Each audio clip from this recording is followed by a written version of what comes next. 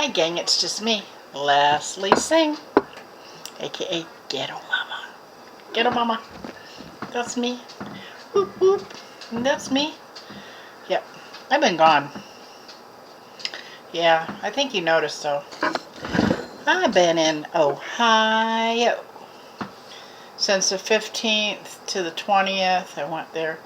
Hey, I'm tired, man. Just jet setting. Had to take little mukbang baby to go see her side of the family, and so that's why we left. And my diet has been shitskis. Not because I've been eating a lot, I've been eating the wrong things, carbs. Like tonight, because I seen Juicy, whatever her name is, on the YouTube. She does mukbangs, Juicy somebody. She had spaghetti. So guess who wants spaghetti? I do. So, yeah. So that's why I have spaghetti tonight. I don't even remember what I've eaten today. I don't really think I've eaten anything today but this. I'm just going to hold my plate because I got y'all propped up. And I got greeny beanies.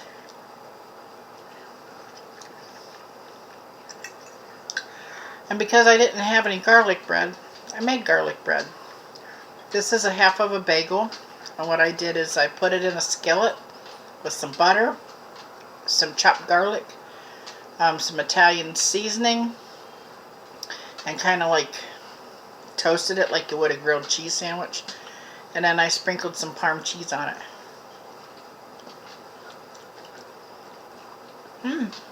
Not bad. And the beverage, you know it. Pepsi. Well, Diet Pepsi. Sponsor me, Pepsi. I love Diet Pepsi and I love Diet Mountain Dew.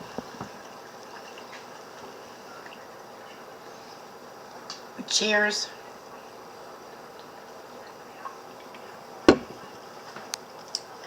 So, how y'all been? I'm trying to catch up on everybody's mukbangs, but you know what I do? I lay in bed and I fall asleep and I hold the phone. And I fall asleep, I got the phone like this, and all of a sudden the phone was blop in my face. That's how dang tired I am. The last flight from Ohio, well actually both flights going into Ohio, because I'm not experienced doing this. We basically had to stay up all night to catch a flight that's going to like 7 o'clock in the morning. And I say, check your baggage like 2 hours before to make sure. And they're right when they say that, because we got there good and plenty early, and checking the baggage takes forever. So the first flight out of Reno was like last Saturday, and we left for the airport at like 3 o'clock in the morning. We were supposed to board the airplane at 7 something. Well, we get to the airport, get our tickets, correction, boarding passes, and then we go through security. And see, I'm smart. I didn't have shoes. No, I wasn't barefoot. I had flip-flops. And I didn't have anything in my possession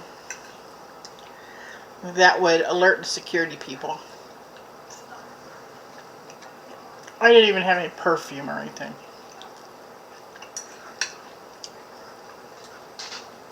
So I get through security just fine. And then my big son and baby's mama get held up over a little thing of Carmex. You know what Carmex is? It's that lip balm stuff you put on your lips when your lips are sore. Well, he had some Carmex. And she had what we call a jar of butt grease. Okay, we put it on the baby. It's A&D ointment, you know, like one of those Mondo type jars. And it was in her suitcase. So they got upset. Oh yeah, and we had duct tape with us too. Well, packing tape. The packing tape because we had to take the car seat with us. Because the rental car charges $300 for a security deposit for a car seat. And if you fly, it's free to bag up your car seat, put it in a box, and put it underneath the plane. That's free.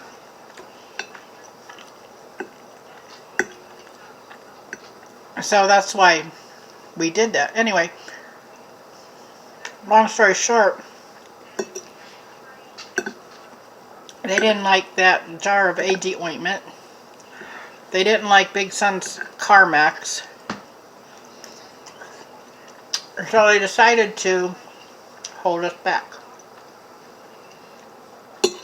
And baby's mama had to go into a special room. I don't know what happened in the special room. I didn't really ask her, but I'm assuming they practically strip searched her.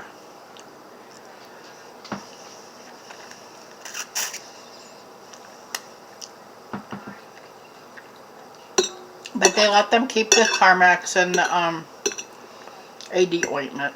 So anyway, so basically we get to our gate where the plane takes off, where you have to board the plane. And we only had like 10 or 15 minutes. By now everybody's got to pee. Like, oh my god, where's the bathroom? And the airport's like humongous, so everybody's scrambling to go use the bathroom really quick, you know. So everybody gets back from the bathroom. Then we get on the plane. And that flight's from Reno to Denver. Denver airport was okay. It's huge.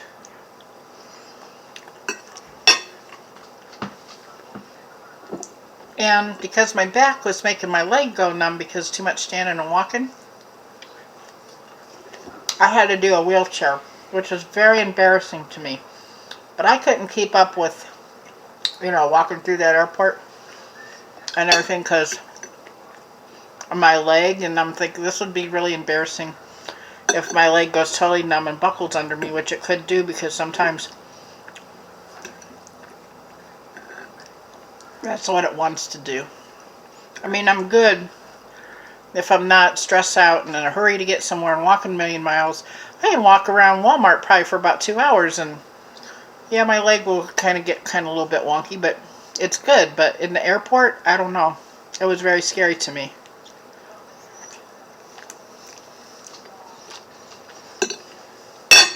So, but being in a wheelchair, it's one good thing. And having little kids, one good thing, because you get to get on the plane first, which we did. My seat, I had an aisle seat, and I was very lucky because there was, you know, like in the airplane, there's like 3 seats together. I had an aisle seat, then the seat in the middle was empty, and then the seat by the window was not empty. So there's only 2 of us in these seats, which is cool. And everybody on every flight that I went on, everybody was sleeping. The people over here were sleeping. The person that was sitting with me was sleeping. And I was sleeping. And I woke myself up snoring. I had my head back. And I went like that. Everybody looked at me. And the stewardess was a guy, and he goes, "You're really tired, aren't you?" "Yeah, I'm really tired." That's what I told him. So we get to Denver Airport, get to our gate, and it's only like maybe, we're so tired, it's only like maybe 20 minutes before we get on the next plane. So we're not lollygagging around, we're trying to get, you know, to the next gate and everything. And it turned out good. We got on the other one. That's a 5-hour flight. No, excuse me. A 3-hour and 40-minute flight from Denver to Cleveland, Ohio. And I'm like, my back is really hurting now. I'm really freaking tired. The reason why my back was hurting so bad because 2 days before we left, I really cleaned the house really good. Washed the carpet, mopped, cleaned everything really good so that there wasn't a problem, because I had to have my daughter watch, the daughter with her boyfriend that's a tranny, watch the dogs, because I couldn't afford to put the dog in a kennel, my Tippy and my Googie.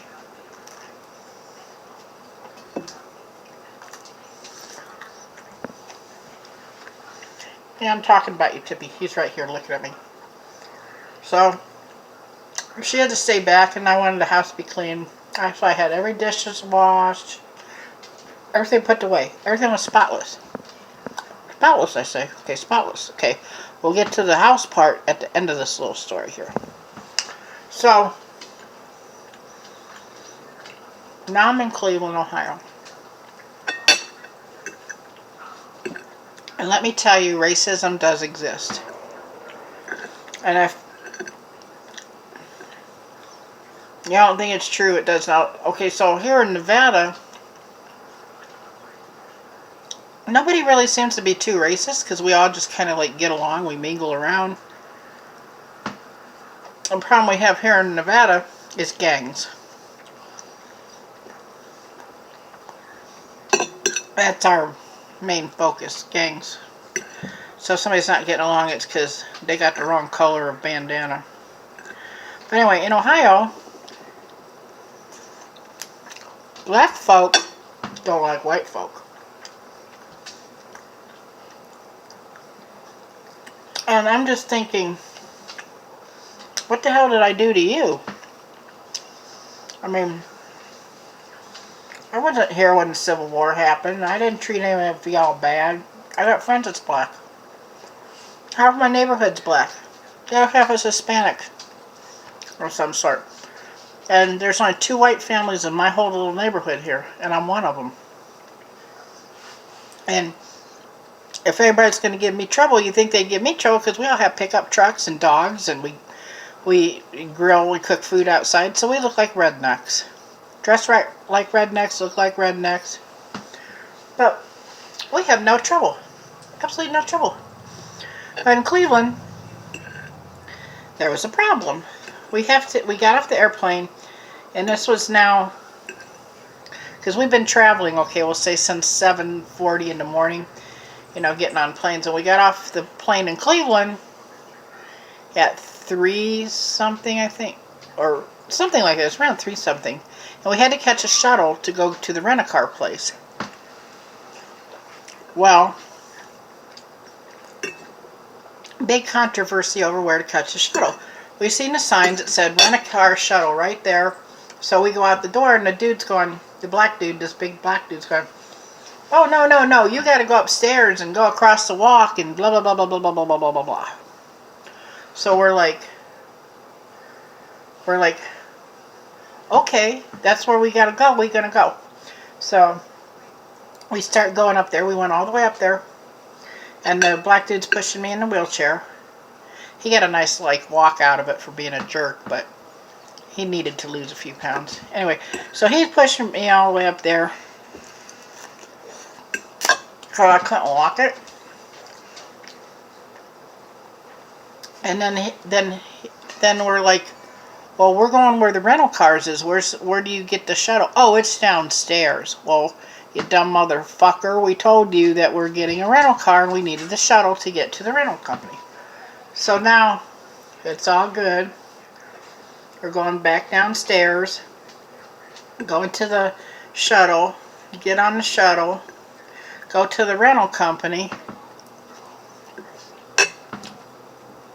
and then it's all black in there, okay? Now, I'm not trying to be racist, so if any of y'all's black that's watch my video, bear with me for a moment, because I'm not racism, okay? I don't know what this is about. I should say that's not what I'm about. So anyway, we get to the rental company, and there's some really pretty black girls, and they're working the counter. And so the big son, because all the stuff is in his name, because this was a trip sponsored by him for baby's mama and Francine, mukbang baby. So we get to the counter, and they're all acting like they don't know what the hell's going on, because they don't really want to rent us a car.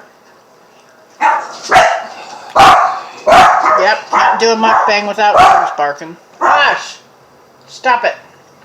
So anyhow, it all turned out okay with a bunch of rudeness and sideways looks and stuff like that, but it turned out. Got a car, got a nice Chevy Impala, 2018. Really pretty car. Even has like this little camera thing to back up, so when you're looking, you don't have to look over your shoulder. You can look in the camera thing, and so it had that, and our car was weird though, because it shuts off to save gas or something. So we're driving the car and we're at a stop sign or a red light, and the car completely shuts off, and I'm sitting in the back seat going, oh my effing God, something's wrong with this car. And here it is, one of those cars that shut off. Bubby, you ever drive those cars that shut off? Yeah. Oh, well, my 20-year-old, he knows about all new cars. Was it a Ford or something? It was a Chevy Impala 2018. It shut off at every red light. Yeah, the light just shut off, and then as soon as you hit the gas, it started beeping. Yeah. So anyway, that's what this car did. That's freaking us out, because we don't know about this kind of stuff. But beautiful car. It only takes like $15 to fill it up, but that's Ohio. Gas prices two something compared to Reno. We're like almost $4 a gallon here. So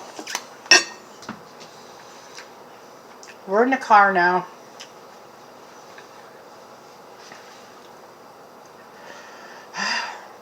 Spaghetti stuck in my throat. So we're in the car now and going to Red Roof Inn. That's where we rented a motel room for these amount of days. So we get to the motel, everything's all good, go upstairs, and the damn room key didn't work, of course. Oh, it's not a key, it's like a credit card thing, sliding door. So had to go back downstairs, and they reset it or did something, and it worked, and we put on the air conditioner.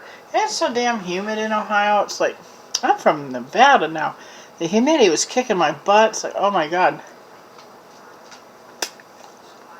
So we get to the room and we chill out for a few minutes.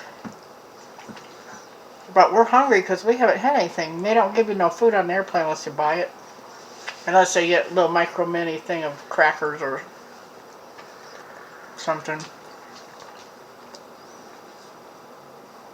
So we rest for a little while, and then we went to a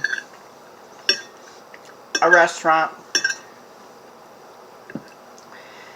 And the baby starts throwing up.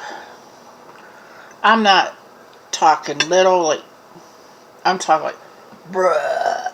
Because she had motion sickness or was too hot or something, or I don't know. So that was scary. We even thought she had a seizure, but I don't think she had a seizure. I just think she was just too hot. So that wrecked that meal, $30 worth of meal, you know. It wasn't an expensive restaurant. It was just, you know, it's like every plate's like $9 something, and, you know, the drink, it adds up to like 30 something dollars. But anyway, so we go back to the room.